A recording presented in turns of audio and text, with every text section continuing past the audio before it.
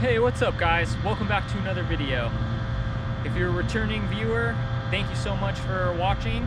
If you're new to the channel, thanks for stopping by. Please consider liking and subscribing.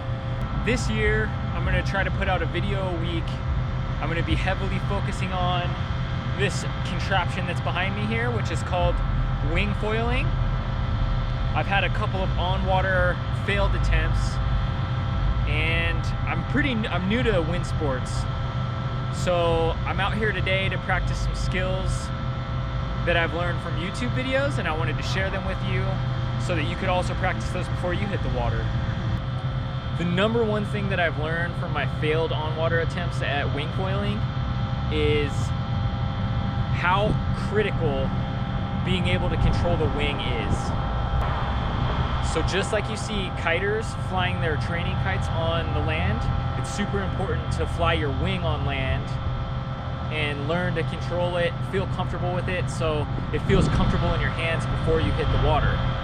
Today I'm gonna go over 4 skills that is gonna help you immensely when you hit the water so that you're not as frustrated as I was when I first started. So while I wait for the wind to pick up, because it's supposed to be super windy today, let's go over the 4 skills that you should practice before you hit the water with your wing and your foil. So the first skill that you need to know is something that's called feathering your wing. So basically, if the wind is blowing directly at me from where you guys are at, you're gonna handle your wing from there using this front handle. So if the wind is always blowing towards the wing, and feathering it out like this is really gonna help keep control of the wing so it doesn't hit you or any other objects around you. This is also like a safety position. So if you're foiling on water and you catch a wave, you're gonna feather the wing out behind you like this so that it doesn't get in your way while you're surfing. If you feel out of control or you're getting too much speed with the wing while you're cruising flat water, you can hold it back behind you like this to be a safety position so that you can slow down and not fall. And anytime you're walking to or from the water, you want to carry the wing like this, feathering out with the wind so that it's not blowing out of control when you're trying to get into the water safely. The second skill that you should practice while you're flying on land is keeping your hands nice and high.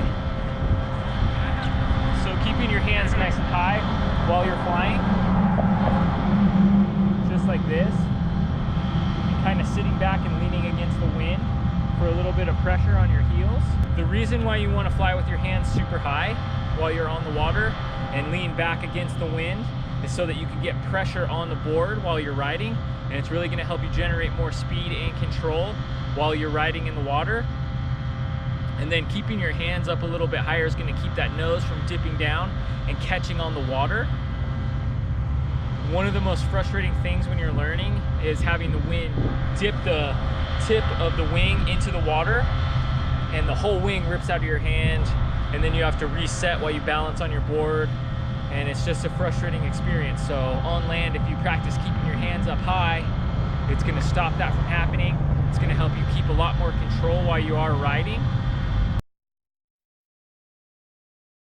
The next skill that you should practice while you're flying your wing on land is how to power the wing and how to throw the brakes on, so the gas and the brakes. Something that I had no clue about when I first picked up the wing was the fact that your back arm is the power arm. So pulling your arm in close to yourself is going to generate more speed, and releasing the tension on that back arm is going to throw the brake on and slow you down a little bit. So if you feel like you're going a little bit too fast and you have a little bit too much power in that wing, just loosen up the tension on your back hand, and it's gonna slow you down a little bit and grab less of the wind with the wing.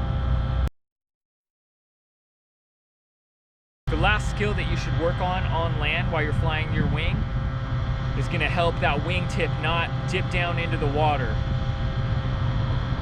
while you're riding.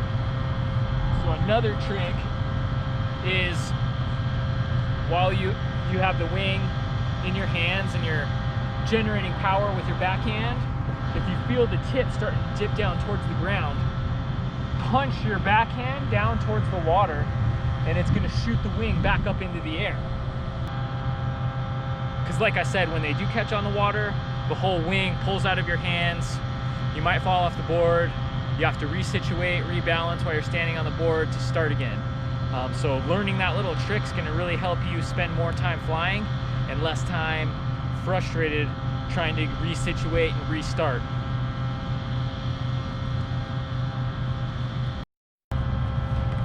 So like I said earlier, I know almost nothing about wind sports except for what I've watched on YouTube to try to progress my skill level and make my time on water a little bit more fun.